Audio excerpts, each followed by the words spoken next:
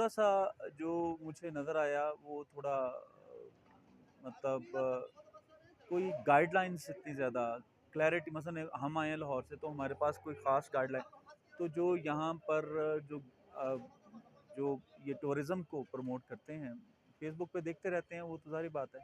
अच्छा at the point of entry जो है ना, एक गाइडलाइन सेंटर होना चाहिए। कोई भी टूरिस्ट आता है, मसलन जो होकर चले गए उनको तो पता है, अब जो नया आया उसको तो पता ही कुछ नहीं है। तो उसको एग्ज़ैक्ट पता हो कि यार यहाँ पर जाएँगे, ये रूट जाता है, वो सारा मैप दे दें, कितने का ₹50 का, ₹100 का होगा। वो एक मैप बना लें, वो मैप दे दें।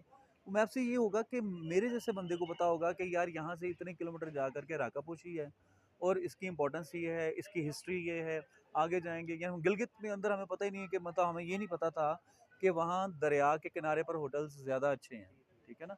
तो हमने खुद ही पूछ-पूछ के इधर-उधर तो गाइडलाइंस नहीं है बिल्कुल भी।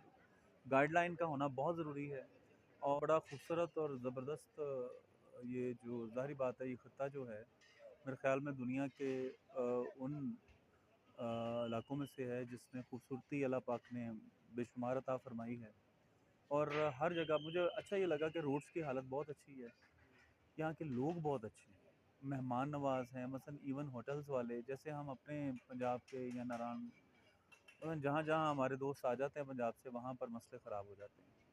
वैसे इस इलाके के जितने भी लोग हैं इंतहाई अच्छे, मेज़बान अच्छे हैं, प्यार करने वाले हैं और दूसरी बात मैं देखकर बड़ा हैरान हुआ कि यहाँ पर लिटरेसी रेट बहुत अच्छा है। पढ़े लिखे हैं, मॉडर्न हैं, खुले ज़हन के हैं। हम लाहौर वाले समझते हैं कि हम बड़े खुले ज़हन के हैं। एक्चुअली मैं बड़ा हैरान हुआ देख कर के यहाँ के लोग बड़े लिबरल और इंतहाई सोफिस्टिकेटेड लोग हैं। तो और बाकी दूसरा होटल्स सस्ते हैं, ये बड़ी इम्पोर्टेंट है। मतलब गिलगित में तो बहुत इकोनॉमिकल रेट्स हैं। तो ये भी मैंने नहीं देखा कि ईद है तो कोई रेट्स बढ़ा करके बड़ा नॉर्मल मतलब खाने जो हैं वो बड़े नॉर्मल रेट्स पर हैं। अब यहाँ का तो नहीं मुझे पता लेकिन मैं गिलगित से चूँकि होकर आया हूँ वहाँ से मुझे अंदाज़ा हुआ कि ये सब ठीक है। और दूसरा ये है कि मेहमान को देखकर ये नहीं है कि ₹50 की चाय तो 50 की है।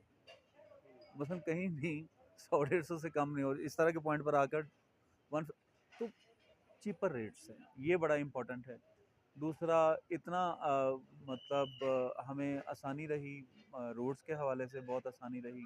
तो उसके लिए मैं अर्ज़ करूँ कि गाइडलाइंस ज़रूर लेकर आएँ।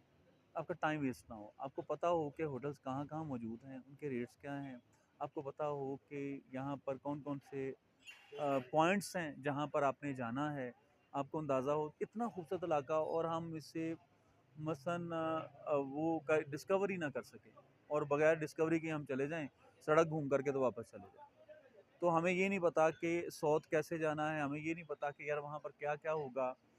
तो ये सारी चीज़ें ना क्लैरिटी के साथ पता होनी चाहिए।